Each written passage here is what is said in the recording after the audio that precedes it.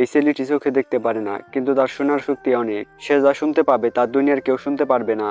কিন্তু এমন এমন শব্দ রয়েছে যা সে শুনতে পারে না, যেমন এই শব্দটি। আর তখনই সে পটিতে পা পিছলে পড়ে যায় এবং এই তিনটি ছেলে তাকে ধরে নেয়। তার কারণ অন্ধ ছেলেটি বাজারে ছোটদের জিনিস বিক্রি করত, কিন্তু তিনটি বদমাশ ছেলে আসে তার কাছে চাঁদা নেওয়ার জন্য, যার কারণে অন্ধ ছেলেটি পালাতে শুরু করে আর এইভাবে পড়ে যায়।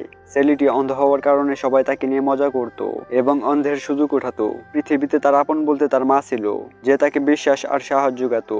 আর একদিন রাতে সে একটি শব্দ শুনতে পায়। সে শব্দের পিছু করে পাহাড়ি জঙ্গলের ভেতরে চলে যায়, যেখানে গিয়ে সে একটি লাট্টু খুঁজে পায়, যেটা দিয়ে অনেক আলো বের হতে থাকে। আর তখন একটি মেয়ে আসে যে লাট্টু নেওয়ার জন্য ছেলেটিকে মারতে শুরু করে।